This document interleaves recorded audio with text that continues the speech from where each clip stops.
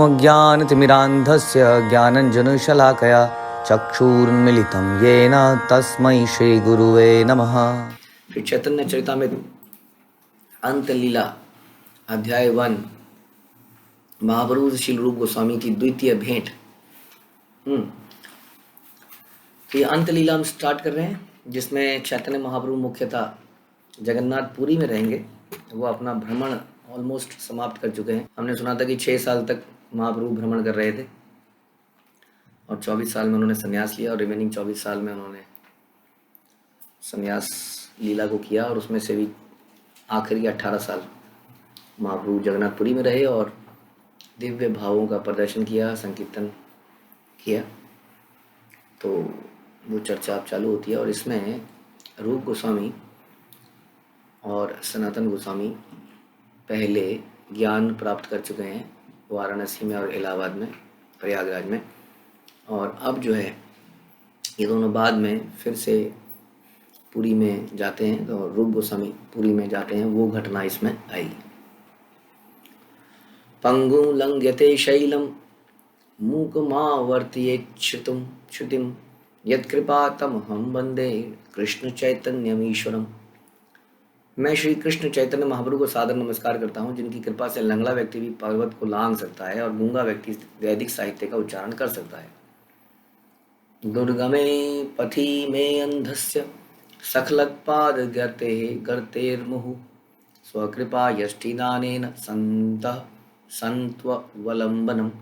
मेरा मार्ग अत्यंत कठिन है मैं अंधा हूँ और मेरे पैर बारंबार फिसल रहे हैं, इसलिए संत जन कृपया मुझे अपनी कृपा रूपी लाठी का सहारा दें। अपने आप को अयोग्य मानना ही भक्ति में प्रोग्रेस करने का कुंजी है। जब मानते हैं कि हाँ हम गलत हैं, हम जानते ही नहीं है कुछ एक्चुअली में, मुझे सहारे की आवश्यकता है। जब हम अपने आप को सक्षम मान लेते हैं कि अब तो हम समझ गए सारा साहित्य, अब हमें सब समझ में आता है, आप क्या कह रहे हो, तो हम जब अपने आप को सक्षम मान लेते हैं तब हमारी प्रोग्रेस रुक जाती है। श्री रूप सनातन भट्ट रघुनाथ श्री जीव गोपाल भट्ट दास रघुनाथ इच्छा गुरु करो चरण वंदन यहाँ हित विघ्न नाश अभिष्ट पूरण। मैं श्री रूप सनातन भट्ट रघुनाथ जीव गोपाल भट्ट तथा दास रघुनाथ इन 6 गोस्वामियों के चरण कमलों की वंदना करता हूँ, जिससे मेरे इस ग्रंथ के लेखन की सारी बाधाएं नष्ट हो जाएं और मेरी वास्तविक इच्छा पूरी हो सके।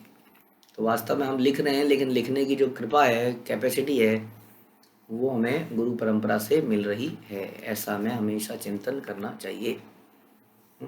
यदि कोई व्यक्ति पूरे संसार को लाभ पहुंचाना चाहता है तो निश्चय उसे कुकर सूकर जैसे व्यक्ति मिलेंगे, है कि नहीं। संसार में उसे ऐसे लोग मिलेंगे, खासतौर पे कलयुग में तो ऐसे ही मिलेंगे, जो अनेक और अनेक विघ्न उत्पन्न करेंगे।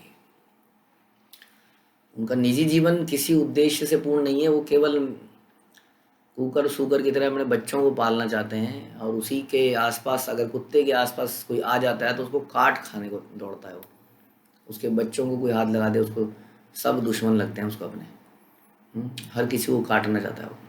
और सूकर तो इतना निम्न है कि उसको मालूम ही नहीं है कि वो मल में पड़ा है। तो ऐसे लोग मिलेंगे तो आपके जरूर कहीं ना कहीं विघ्न डालते ही रहेंगे, यह स्वाभाविक है। किंतु यदि कोई कोई भक्त 6 गोस्वामियों के चरण कमलों की शरण ग्रहण करता है तो ये दयालु गोस्वामी निश्चय ही भगवान के सेवक को संरक्षण प्रदान करेंगे। इसलिए 6 गोस्वामी आचार्य, हमारे आचार्य बड़े इंपॉर्टेंट है, इसलिए हम आचार्यों के गीत गाते हैं। अक्सर हमें वो गीत समझ में नहीं आते हैं। हमें साधारण हिंदी भाषा में गाए हुए गीत जो मार्केट में CD कैसेट्स में मिलते हैं वो बड़े अच्छे लगते हैं। हाँ, हमें भी अच्छे लगते हैं, सुन के समझ में आ रहे होते हैं डायरेक्टली। इसमें जब हम गा रहे होते हैं तो समझ में कुछ नहीं आ रहा होता, बाद में हमें अलग से समझना पड़ता है उसको, लेकिन हम फिर भी इसी को गाते हैं क्योंकि हमें मालूम है कि इससे हमें वैष्णव की कृपा मिलती है। और उसमें भी 6 गोस्वामी चैतन्य महाप्रभु के बहुत प्रिय थे, इसलिए क्या होता है, 6 गोसाई करो चरण वंदन तहाँ होते यहाँ होते विघ्न नाश अभिष्ट पूर्ण। तो इन 6 गोस्वामियों के हमें चरण की वंदना करनी चाहिए, जिसका मुख्य कैसे समझा सकते हैं कि हम चरण की वंदना कर रहे हैं कि हम यदि उनके कहे अनुसार चल रहे हैं, जो कि उन्होंने अपने ग्रंथों में, बहुत सारे ग्रंथ दिए हैं लोगों ने। उपदेशामृत प्रभुपाद ने बहुत ही जल्दी ट्रांसलेट किया, रूप गोस्वामी द्वारा लिखा गया। अगर हम उपदेशामृत के इंस्ट्रक्शन को फॉलो कर लें तो उसके बाद कुछ रह नहीं जाता है करने के लिए वाकई में। बहुत ही जरा सी छोटी सी पुस्तक, लेकिन कितनी महत्वपूर्ण पुस्तक है।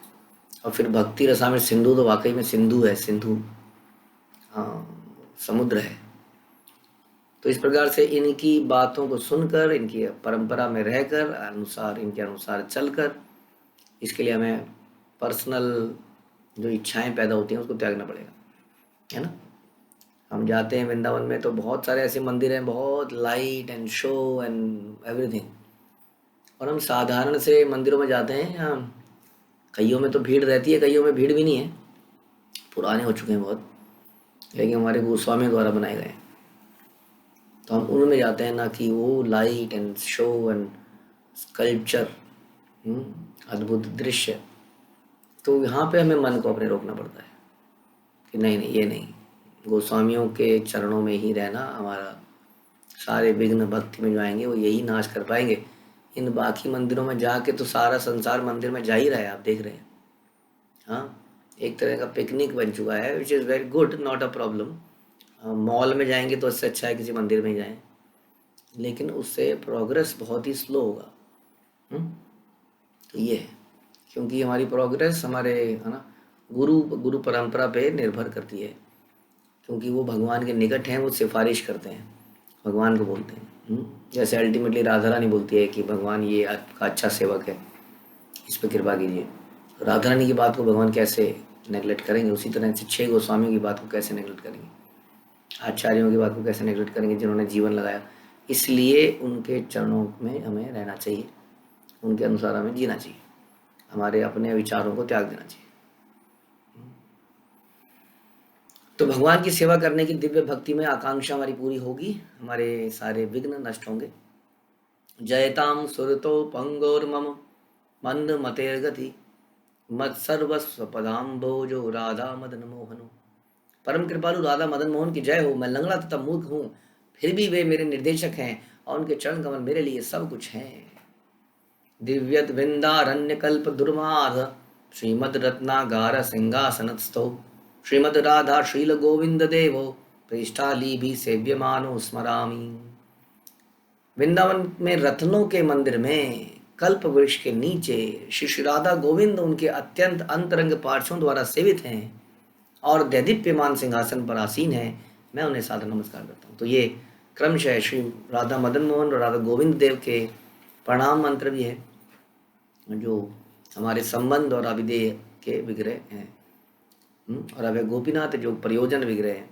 श्रीमान रास रसारंभी वंशीवट तटस्थित कर्शन वेणु स्वेनैर गोपीर गोपीनाथ श्रीस्तु सत्सना। रास नृत्य के दिव्य रस के प्रवर्तक श्रील गोपीनाथ वंशीवट के किनारे खड़े हैं और अपनी सुविख्यात वंशी की ध्वनि से गोपियों का ध्यान आकर्षित करते हैं। वे सभी हमारा मंगल करें। जय जय श्री चैतन्य जय नित्यानंद जय अद्वैत चंद्र जय गौर भक्त वृंद। और फिर चैतन्य महाप्रभु आपकी जय हो, नित्यानंद प्रभु आपकी जय हो, अद्वैत आचार्य की जय हो, चैतन्य महाप्रभु के सभी भक्तों की जय हो। मध्य लीला संक्षेप पेते करिलु वर्णन अंत्य लीला वर्णन किचु शून्य भक्तगण। मैंने मध्य लीला के अंतर्गत श्री चैतन्य महाप्रभु की लीलाओं का संक्षेप में वर्णन किया। अब मैं उनकी अंतिम लीलाओं के विषय में वर्णन करने का प्रयास करूंगा, जो अंत्य लीला कही जाती है। मध्य लीला मध्य अंत्य लीला सूत्र गण पूर्व ग्रंथ एक संक्षेपेते करी अच्छे वर्णन। मैंने मध्य लीला के अंतर्गत अंत्य लीला का सूत्रों का के रूप में संक्षिप्त में वर्णन किया। तो मध्य लीला में भी कृष्णदास कविराज ने पहले ही हमें अंत्य लीला की भी कुछ बातें बताई। आमी जरा ग्रस्त निकटे जानिया मरण अंत्य कोनो कोनो लीला करी अच्छे वर्णन। अब मैं वृद्धावस्था के कारण प्राय अक्षम हूँ और जानता हूँ कि किसी भी क्षण मेरी मृत्यु हो सकती है, इसलिए मैं अंत लीला के कुछ अंशों का पहले ही वर्णन कर चुका हूँ। श्रील प्रभुपाद ने भी इसी तरीके से कृष्णा 10वें कैंटों का ट्रांसलेशन पहले ही कर दिया, बहुत पहले, क्योंकि वो जानते थे कि पता नहीं भगवान की आज्ञा कब होगी कि कहीं और जाके आप प्रचार कीजिए। तो उन्होंने भगवान का 10वां कैंटो जो मुख्य है, लेकिन उससे मुख्य और भी हैं 9वां कैंटो तक, लेकिन फिर भी 10वें कैंटो में साक्षात लीलाएं हैं, कहीं ये ना रह जाए, तो उन्होंने कृष्णा बुक को रिलीज़ कर दिया जो कि 10वें कैंटो में है। और वाकई में ये हुआ कि प्रभुपाद 10वां कैंटो पूरा अलग से करने से पहले ही भगवान की लीलाओं में चले गए, और यही हुआ भी। तो इसी तरह से कृष्णदास कविराज ने भी पहले ही कुछ अंत लीलाएं जो मुख्य होने लगी है, कहीं मैं चला ना जाऊं, बहुत वृद्ध हो चुके थे, बहुत वृद्ध, ऐसा सुनते हैं 80-90 साल में इन्होंने लिखना प्रारंभ किया। तो बता रहे हैं कि कुछ लीलाओं का वर्णन मैं पहले ही कर चुका हूँ। श्री कृष्णदास कविराज गोस्वामी के पदचिन्हों पर चलते हुए मैं भी श्रीमद् भागवत का जितना जल्दी हो सके अनुवाद करने का प्रयास कर रहा हूँ। प्रभुपाद कहते हैं, किंतु अपने आप को वृद्ध तथा वात रोग से अक्षम प्राय जानते हुए मैंने समस्त ग्रंथों के सार श्रीमद् भागवत के 10वें स्कंद का सारांश रूप में पहले ही अंग्रेजी में अनुवाद कर दिया है। मैंने 70 वर्ष की आयु में कृष्ण भावना आंदोलन प्रारंभ किया, अब मैं 78 वर्ष का हूँ, अतः मेरी मृत्यु निकट है। मैं श्रीमद् भागवत का अनुवाद यथाशीघ्र समाप्त करने का प्रयास कर रहा हूँ। ये देखिए, भक्त का हृदय होता है। भक्त कभी नहीं सोचता भगवान मैंने आपकी इतनी भक्ति करी है, मेरे को तो जिंदा रखोगे ना लंबा, 100 साल तो जीऊँगा ही। वो फिर भी कह रहे हैं मेरी उम्र, इतना ऐसा महान भक्त बताइए, वो कहना मेरी मृत्यु निकट है। और वास्तव में ऐसा ही हुआ। तो कह रहे हैं कि यथा शीघ्र समाप्त करने का प्रयास कर रहा हूँ, लेकिन प्रभुपाद ने केवल भागवतम नहीं चैतन्य चरितामृत भी ट्रांसलेट कर डाली, और पता नहीं और कितनी किताबें करी, किंतु इसे समाप्त करने से पहले ही मैं अपने पाठकों को लीला पुरुषोत्तम भगवान श्री कृष्ण नामक पुस्तक भेंट कर दी है, जिससे यदि संपूर्ण कार्य समाप्त करने में के पूर्व मैं मर जाऊं तो वे इस पुस्तक का आनंद प्राप्त कर सकें, जो कि श्रीमद् भागवत का सार है। संसार में लोग अपनी उम्र बढ़ाने के चक्कर में रहते हैं, नहीं बस करो, बहुत काम हो गया, इतना काम मत करो ताकि ज़्यादा समय तक जिंदा रह पाओ। भक्त क्या कहता है, मैं मर जाऊं लेकिन मरने से पहले मैं कुछ ऐसा कर जाऊं जिससे वैष्णवों को प्रसन्नता हो, गुरु को प्रसन्नता हो। पूर्व लिखित ग्रंथ सूत्र अनुसारे यही ना ही लिखी तहाँ लिखी ये विस्तारे। इसके पूर्व लिखित सूत्रों के अनुसार मैंने जो कुछ उल्लेख नहीं किया उसका विस्तार से वर्णन करूंगा। वृंदावन हैते प्रभु नीला चले आइला, स्वरूप गोसाई गौड़े वार्ता पठाइला। जब चैतन्य महाप्रभु वृंदावन से जगन्नाथपुरी लौटे तो स्वरूप दामोदर गोसाई ने तुरंत महाप्रभु के आने का समाचार बंगाल के भक्तों को भेज दिया, क्योंकि बंगाल के भक्त भी विरह में थे, जगन्नाथपुरी के तो थे ही। तो भक्त कभी ऐसा नहीं करता कि भगवान और गुरु परंपरा की कृपा केवल उन्हीं को मिले। वास्तव में भक्ति संग में करी जाती है, इसलिए अकेले रहने का तो ना तो उसका मन होता है, ना ऐसा चाहता है। उसको कुछ मिलता भी है तो सबके साथ ही उसको खाना चाहता है, प्राप्त करना चाहता है। इसलिए स्वरूप दामोदर नहीं सोचा रहे आए हैं बड़े दिनों बाद, अब मैं थोड़ा सा पर्सनल समय बिताऊंगा, साथ में रहूंगा। उन्होंने सबको खबर पहुंचा दी फटाफट, बंगाल के भक्तों को, चाहे थोड़ी देर में भीड़ लग जाएगी वहां पर। इससे लेकिन महाप्रभु को बड़ी प्रसन्नता होगी अपने भक्तों को देख के, सभी भक्तों को देख के, और उनकी प्रसन्नता में हमारी प्रसन्नता, इसलिए उन्होंने सबको समाचार दे दिया। सुनी सची आनंदित भक्त सब भक्तगण, सबे मिली नीला चले करिला गमन। और जैसा कि सोचा था वैसा ही होना ही था कि समाचार सुनकर सची माता और नवदीप के अन्य सारे भक्त परम प्रसन्न हो गए और मिलकर नीलाचल के लिए चल पड़े। ऐसे भी this is called personal sacrifice. स्वरूप दामोदर को पर्सनल समय, he was a personal secretary, उनको तो समय मिल ही सकता था, लेकिन उन्होंने सबको बुला डाला। अब कहाँ उस घर में कितने लोग घुसेंगे आप सोचिए। कुलीन ग्रामी भक्त आर यत खंडवासी, आचार्य शिवानंद सने मिलीला सब आसी। और फिर उसके बाद तो कुलीन ग्राम, श्रीखंड, यहाँ के भी सारे भक्त एवं अद्वैत आचार्य के साथ सारे भक्त, शिवानंद सेन इत्यादि सभी मिलने हाथ चल पड़े। शिवानंद करे सवार घाटी समाधान, सवारे पालन करे देयवास स्थान। और शिवानंद सेन जैसा कि इस मामले में एक्सपर्ट थे, उन्होंने यात्रा की व्यवस्था कर डाली, हर एक का भरण पोषण कर दिया और हर एक को निवास स्थान दिया। लंबी यात्रा थी, पैदल ही निकले थे, कितनी बार खाना, कितने दिन निकलेंगे, खान प्रसाद की व्यवस्था करनी पड़ेगी, जगह जगह रहने की व्यवस्था करनी पड़ेगी। तो सबकी व्यवस्था शिवानंद सेन ने करी। लेकिन क्या हुआ, साथ में एक कुकुर चले शिवानंद सने, भक्ष दिया लया कचले करीला पालने। और जगन्नाथपुरी जाते समय शिवानंद सेन ने अपने साथ एक कुत्ते को चलने दिया, उसे खाने को भोजन देते रहे और उसका भरण पोषण करते रहे। तो जीवेर दया, हम जब कहते हैं कि कई बार हम कहते हैं कि कुत्ता रखने से समस्या है, तो समझ नहीं, हम जीवों पर दया करने बंद करते हैं। हम उनके ऊपर दया करते हैं, लेकिन सूची के नियमों के अनुसार कुछ समस्याएं हैं, इसलिए ऐसा करते हैं। वरना तो कुत्ता हो, गधा हो, हाँ, कैसे कितने एग्जाम्पल हैं जिसमें इन सबको प्रसाद दिया गया। और जगन्नाथ और स्वयं चैतन्य महाप्रभु ने सारे जानवरों के साथ नृत्य किया, आप जानते हैं। तो जगन्नाथपुरी चलते समय शिवानंद सैन ने अपने साथ एक कुत्ते को भी चलने दिया। वो भी साथ साथ ऐसा होता है अक्सर, आप देखेंगे कि कुत्ता थोड़ा सा पालतू जानवर है, तो जहाँ जहाँ भीड़ सी चलती रहेगी उनके साथ साथ चलना शुरू कर देगा वो। तो साथ साथ चलता रहा, तो उसको भी जब खाना सबको दिया तो उसको भी दिया, वो चलता ही रहा। एक दिन एक स्थाने नदी पार रही थे, उड़ी या नाविक कुकुर ना चढ़ाए न खाते। और एक बार शिवानंद को नदी, अब ये काफ़ी समय तक कुत्ता इनके साथ ही चल रहा था। ऐसे में हम ये भी सोचते हैं कि ये व्यक्ति कोई ना कोई वैष्णव ही है, कुछ ना कुछ कारण से इस वक्त इस योनि में है, क्योंकि साथ ही चले जा रहा है। तो एक उड़िया वहाँ पे बीच में एक नाव को पार करना था। अब नाव में कुत्ते को नहीं चढ़ने दिया उसने, नाविक ने। कुत्ता नॉट लव। अभी मैं चार्ज लूंगा तो मैं चार्ज कुत्ते से चार्ज कैसे लूंगा? कुत्ते का चार्ज कौन देगा? कुकुर रहीला शिवानंद दुखी हैला, दश पण कड़ी दिया कुकुरे पार कैला। अब शिवानंद सैन दुखी हो गए कि कुत्ता छूट रहा है, इसलिए उन्होंने कुत्ते का भी फीस दे डाला और उसके लिए 10 पण कौड़ियाँ उस नाविक को दे दी कि भैया इसको ले चलो, न जाने कौन व्यक्ति है साथ में चले जा रहा है। एक पण 80 कौड़िया, एक पण 80 कौड़ियों के बराबर होता है। तो उन्होंने कितने दी? 10 पण, यानी कि 800 कौड़ियों के बराबर धन दिया। पहले यहाँ तक कि 50-60 वर्ष पूर्व भी भारत में कागज की मुद्रा नहीं थी, सिक्के थे जो कि सोने, चांदी और तांबे के बनते थे, निम्न धातु लोहे के नहीं बनते थे। और इस विनिमय का माध्यम कोई कीमती वस्तु होती थी, तो एक कीमती वस्तु के बदले में दूसरी कीमती वस्तु, तो इस तरह से इकोनॉमी में बैलेंस बना रहता था, राइट। जितना धन है, मतलब जितनी हमारे पास संपत्ति है, उसी का एक्सचेंज कर देंगे करेंगे ना। अब क्या है, अब कागज है, अब कागज के नोट हैं। अब कागज के नोट की वैसे कोई वैल्यू नहीं है कागज की, लेकिन उसको वैल्यू दे दी गई है। तो इसमें क्या है, इससे होता क्या है कई बार कि इकोनॉमी के पास नेचुरल रिसोर्सेज नहीं है कुछ, अल्टीमेटली नेचुरल रिसोर्सेज ही सब कुछ है देखा जाए तो, क्योंकि आदमी जीवित भी उसी पे रहता है ना, इन्हीं चीज़ों पे जीवित रहता है ना। अब किसी कंट्रीज में मसाले हैं, जड़ी बूटियाँ हैं, अनाज है, पत्थर है, जल है ना, सोना चांदी, यही निकलता है और इसी से हमारा जीवन चलता है वास्तव में।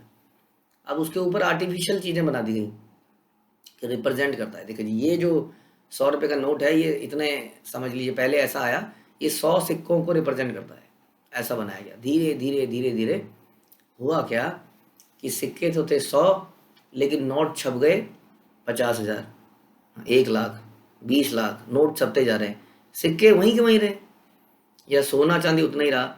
तो उससे धीरे धीरे धीरे ये आर्टिफिशियल इकोनॉमी कई बार समाप्त हो जाती है, जैसे पिछले कई बार, और अभी हम देख रहे हैं श्रीलंका में भी ऐसा कुछ हो रहा है, यूएस में इतना ज़बरदस्त हुआ। तो ये आर्टिफिशियल कहते हैं ना, बबल ब्लास्ट होता है एक दिन।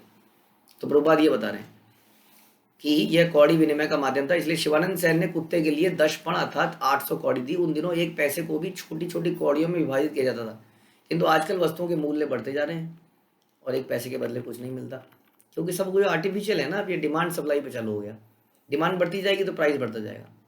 किंतु उन दिनों एक पैसे से एक परिवार के लिए पर्याप्त साग सब्जी खरीदी जा सकती थी, एक पैसे से। और यहाँ तक कि 30 वर्ष पूर्व भी पूरे परिवार एक दिन के लिए 1 पैसे से पर्याप्त साग सब्जी मिल जाती थी। प्रभुपाद कह रहे हैं, यानी कि प्रभुपाद कब की बात बता रहे हैं? लगभग आप समझ लीजिए 30 साल कम कर लीजिए, 70-80 1970s में, हाँ, तो 70s में आप 30 साल कम करेंगे तो कितना आएगा? 40। तो 1940 में भी 1 पैसे से पूरे दिन की सब्जी आ जाती थी आराम से, यानी कि महीने में 30 पैसों की आवश्यकता है। एक दिन शिवानंदे घटिया ले रखीला, कुकू रखे भात दीते सेवक पा सरीला। और एक दिन जब एक शुल्क संग्राहक ने शिवानंद को रोक लिया, टैक्स कलेक्टर, तो उनका नौकर उस कुत्ते को पकाया भात देना भूल गया। तो यानी कि शिवानंद सैन थोड़े बिजी हो गए, क्योंकि टैक्स कलेक्टर ने रोक लिया, यात्रा संकट में पड़ जाती है ना, आगे नहीं जाने दिया जी, पहले इतना टैक्स देना पड़ेगा आपको। कई तरह के टैक्स लगाए जाते थे, कई जगह मुस्लिम सरकार थी तो वो हिंदुओं के ऊपर पर्यटन टैक्स लगाती, तीर्थ टैक्स। हाँ, तीर्थ यात्रा करोगे तो टैक्स दो, यानी कि आप अगर जगन्नाथपुरी जाओगे तो पहले रास्ते में बोलेंगे जी जगन्नाथपुरी ऐसे थोड़ी चले जाओगे, टैक्स दो पहले। इस प्रकार का कई जगह कल्चर था। तो इस उधेड़बुन में शिवानंद सेन बिजी हो गए और कुत्ता उनकी नज़र में ही था, लेकिन उनका नौकर जो था, सर्वेंट जो उनके साथ असिस्टेंट, वो उनको कुत्ते को भोजन देना भूल गया। रात्रे आसी शिवानंद भोजन रकाले, कुकुर पछाए भात सेवके पूछिले। रात में जब शिवानंद सेन लौटे और भोजन कर रहे थे तो उन्होंने अपने नौकर से पूछा कि कुत्ते को भोजन मिला? कुकुर ना ही पाए भात शूनी दुखी हैला, कुकुर चाहिते दश मनुष्य पठाइला। जब उन्हें ज्ञात हुआ कि उनकी अनुपस्थिति में कुत्ते को भोजन नहीं दिया गया तो बड़े दुखी हो गए। तब उन्होंने तुरंत उस कुत्ते को ढूंढने के लिए 10 व्यक्ति भेज दिए, क्योंकि कोई हमारे शरणागत है तो उसका ध्यान रखना आवश्यक है। तब तो ध्यान रखना आवश्यक है। एक बार शरण में आ गया तो अब उसका केयर करना आवश्यक है। कुकुर जैसे व्यक्ति की भी केयर करनी पड़ती है। हाँ, वैष्णव सिद्धांत में हम अक्सर ऐसा देखते हैं, कोई व्यक्ति दुष्ट भी है, हाँ, कुछ आपके साथ गलत भी कर रहा है। जैसे भगवान नास्तिकों को भी भोजन देते हैं, हवा देते हैं, पानी देते हैं, वैसे वैष्णव भी अपने को ही काटने वाले को भी खिलाते पिलाते रहते हैं। वो यही सोचते हैं कि भगवान ही अल्टीमेट डिसाइडर हैं, उनको ही डिसाइड करना है किसको सज़ा देनी है, किसको सज़ा नहीं देनी है। मैं क्यों किसी को सज़ा देता रहूँ? Krishna will decide. मैं अपने आप को भजन क्रिया में व्यस्त करूँ। तो अब कुत्ता इनके संरक्षण में था, इनको लगा ये तो मेरे कारण भूखा रह गया, तो उन्होंने ढूंढने के लिए भेजा। चाहिए न पाइला कुकुर लोक सब आइला, दुखी हैया शिवानंद उपवास कैला। अब जो लोग असफल होकर लौट आए, कहीं कुत्ता का पता नहीं कहाँ चला गया, तो शिवानंद सेन बड़े दुखी हो गए और रात में उन्होंने उपवास किया। कि उनको लगा ये मेरी गलती की वजह से ये कुत्ता चला गया और भूखा रह गया, कहीं बेचारा कहीं पड़ा होगा और भूखा होगा। प्रभाते कुकुर चाही कहाँ न पाइला, सकल वैष्णवे रमने चमत्कार हैला। तो बेसिकली इस कुत्ते के प्रति इतनी करुणा इसलिए है, बहुत सारे कुत्ते भूखे रहते ही हैं डेली, उनके लिए उपवास नहीं करते, क्योंकि ये वैष्णव की शरण में आया था और यात्रा कर रहा था, साथ साथ बड़े लंबे समय से चले जा रहा था। तो इसके लिए उनको यही लगा कि कोई वैष्णव ही है जो हमारे साथ में है, किसी कारण से ऐसे वेश में है।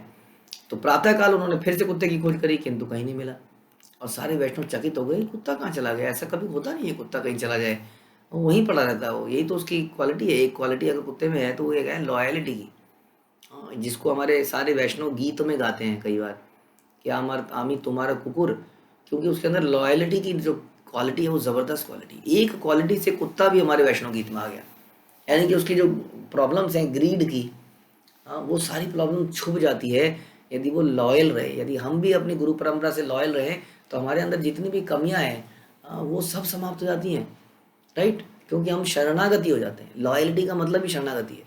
क्या है लॉयल्टी? मारो भी राखो भी जो इच्छा तुम्हार, दैट इज लॉयल्टी। कुत्ते को आप पीट दीजिए जबरदस्त तरीके से, लेकिन वो जाएगा नहीं वहां से, वो इतना वफादार होता है। आप जानते हैं कुत्ते को घर से निकालना बड़ा मुश्किल है। आप कहीं डाल दोगे उसको, वहां से सूंघ सूंघ के घर में वापस आ जाएगा, कितना भी पीट लो उसको, वो जाएगा नहीं वहां से। ऐसा उसका नेचर है। एक क्वालिटी लॉयल्टी की, शरणागति की, एक तरह से उसकी बाकी सारी अवगुणों को ढक देता है। हाँ, जिसमें कि ग्रीड बहुत बड़ी अवगुण है उसके अंदर। तो इस तरह से हमारी भी अनेकों समस्याएं हैं हमारी, तो ग्रीड के अलावा भी बहुत सारी हैं। तो इसलिए हमें लॉयल रहना पड़ेगा। लॉयल रहने का मतलब यही है कि हमारे मन के अनुसार चीज़ें नहीं होंगी, लेकिन हम तो सर्वेंट हैं, वहीं पड़े रहेंगे गुरु परंपरा के चरणों में, अच्छा हो हमारे साथ या बुरा हो हमारे साथ। तो ये कुत्ता जो है, कुत्ते के प्रति शिवानंद सेन का लगाव उस पशु के लिए महान वरदान सिद्ध हुआ। ये कुत्ता आवारा प्रतीत होता है, क्योंकि जब शिवानंद सेन अपनी टोली साथ जा रहे थे तभी उनके साथ चल पड़ा। इसका मतलब इसका कोई मालिक नहीं था। इसलिए उन्होंने इसे अपनी टोली में सम्मिलित कर लिया और उसका भी पालन करने लगे, जिस तरह में अन्य भक्तों कर रहे थे। ऐसा प्रतीत होता है कि यद्यपि एक बार इस कुत्ते को नाव में नहीं चढ़ने दिया गया, किंतु शिवानंद सेन ने छोड़ा नहीं। अभी तो नाविक को भी धन दिया।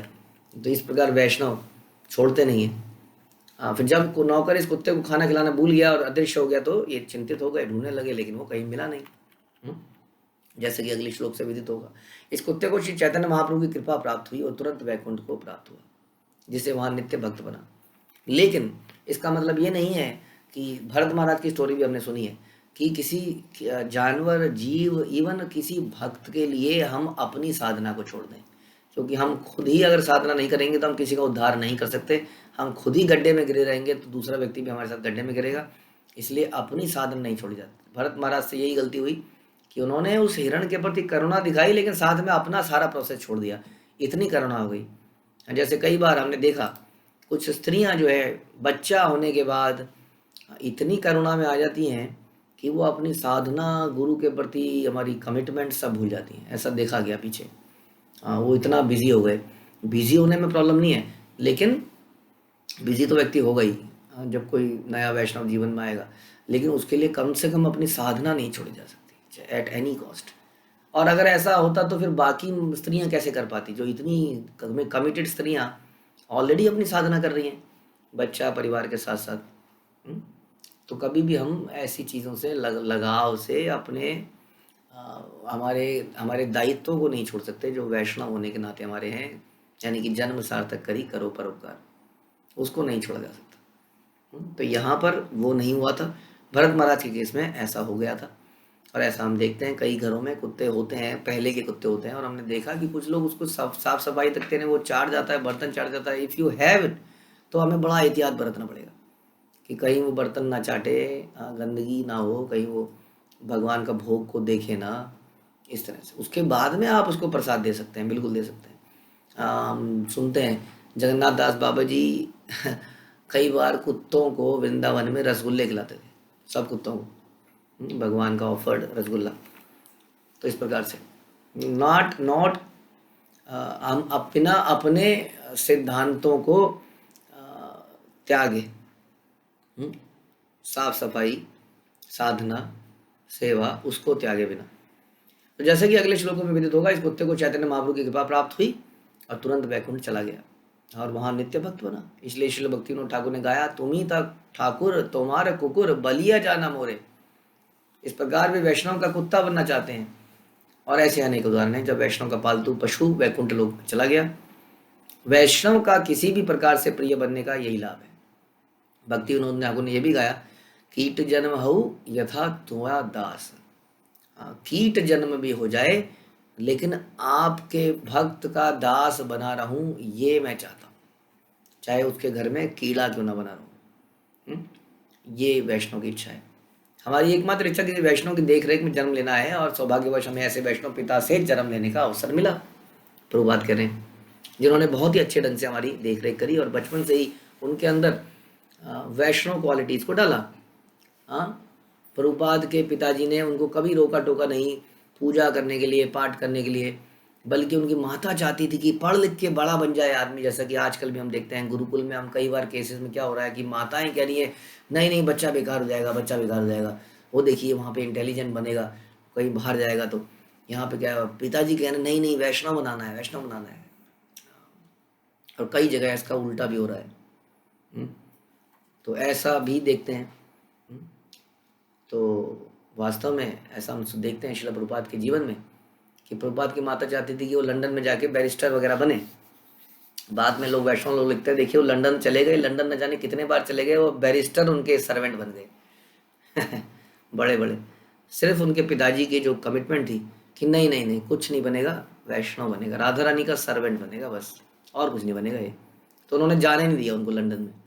नहीं तो वो लंदन भेजना चाहती थी उनको, और बाद में तो फिर क्या लंदन क्या रह गया।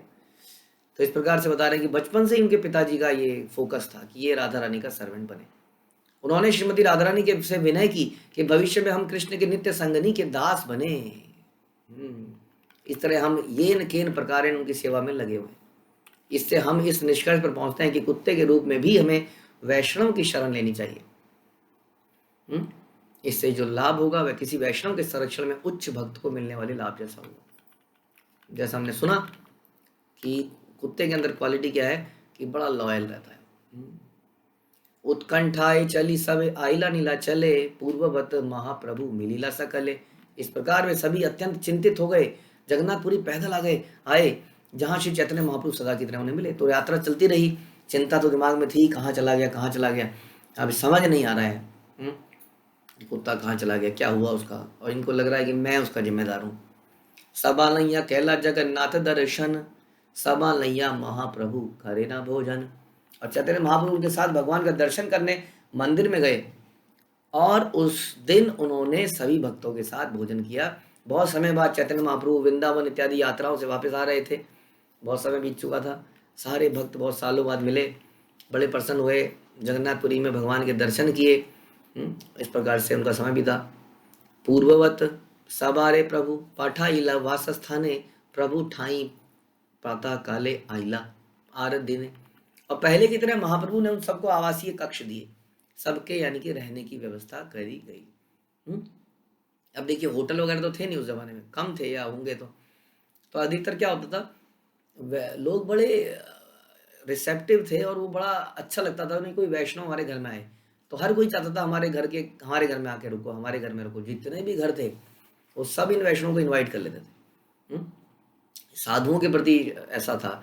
श्रील प्रभुपाद अब भी बोलते हैं कि भारत, जैसा हम सुन रहे थे कि भारत ऑलरेडी पतित हो चुका है, लेकिन अभी भी अगर कोई पता चलता है कि कोई वैष्णव है, साधु है, कहीं पर प्रवचन दे रहा है, इतने सारे ढोंगी आ गए हैं, इतने सारे स्कैंडल हो गए, फिर भी लोगों की श्रद्धा साधुओं के ऊपर से गई नहीं है। वो मानते हैं कि सारे ही तो ढोंगी नहीं है, फिर भी कई सारे निकल जाते हैं।